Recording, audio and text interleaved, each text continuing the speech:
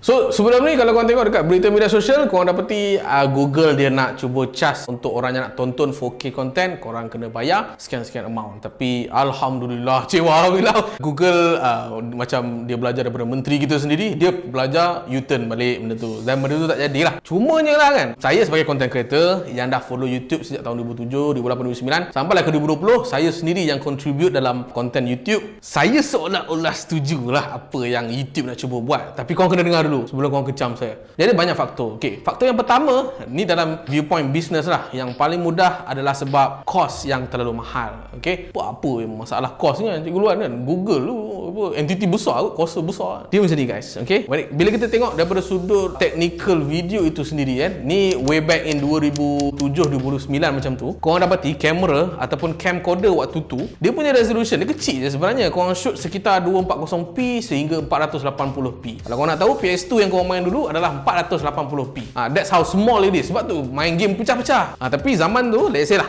konten 480p untuk 1 minit, korang boleh dapat lebih kurang file size 35MB, which is sikit je lah kan, tak banyak. Tapi bila dah meningkat kepada tahun 2010 hingga 2015 macam tu, YouTube dia dah naik taraf, korang boleh upload resolution Full HD. Ui, waktu tu saya ingat lagi lah, zaman tu memang ni jerawat boleh nampak tak payah 4K, Full HD pun dah cukup. Kalau korang shoot 180p punya resolution dalam 1 minit, korang boleh dapat lebih kurang 100MB. Nampak? 35 dia nak pergi ke 100. Walaupun kemudian saya faham, biasanya kalau kita upload 100MB dekat YouTube, nanti dia akan auto convert, dia jadi lebih kurang 60 hingga 70MB macam tu lah. Tapi selepas tahun 2015, sejak daripada pelancaran iPhone 6s tak silap saya, iPhone dah start ada 4K recording. Okay, so nak cakap daripada 100MB Full HD tadi, so sekarang ni 4K 1 minit korang dapat lebih kurang 400MB. Nampak? Jurang dia 100 dia pergi kepada 400, tapi lepas upload ke YouTube dia export, dia jadi lebih kurang 300 hingga 250 file size of megabyte lah. Kalau saya buat graf tu, asalnya tahun 2007 macam ni, tiba-tiba naik ke 2010 dia terus macam ni. Ini apa dia? Maksudnya ini adalah data storage yang diorang kena store dekat server diorang lah. Maksudnya server ni dia physical tau. Maksudnya kalau korang upload video kucing korang yang entah apa-apa tu, benda tu cost sebenarnya. Sebab kalau pengalaman saya lah, handle yang server yang mini, yang PC ni kan, harga busuk-busuk pun dalam 3,000, 4,000 macam tu lah. Itu busuk-busuk tau. Tapi yang ini like satu dunia nak store dalam data server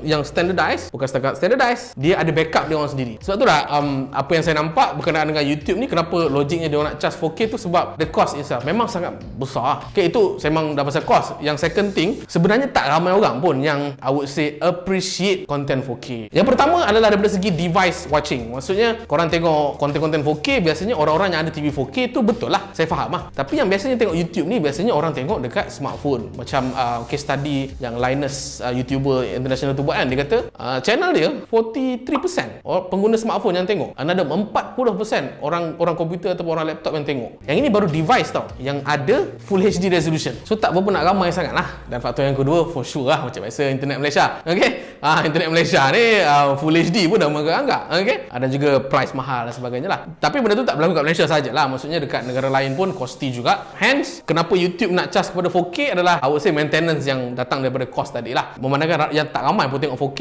so why not dia charge 4K kepada specific person saja. Tapi alhamdulillah, macam saya cakap, dia U-turn balik. Tapi itulah logik dia kenapa Google dia nak charge 4K. Cikgu Luan, Google ni kan kaya, dia boleh je buat 4K tu free forever, 8K, 16K, what not kan? Kau ingat Google ni NGO ke?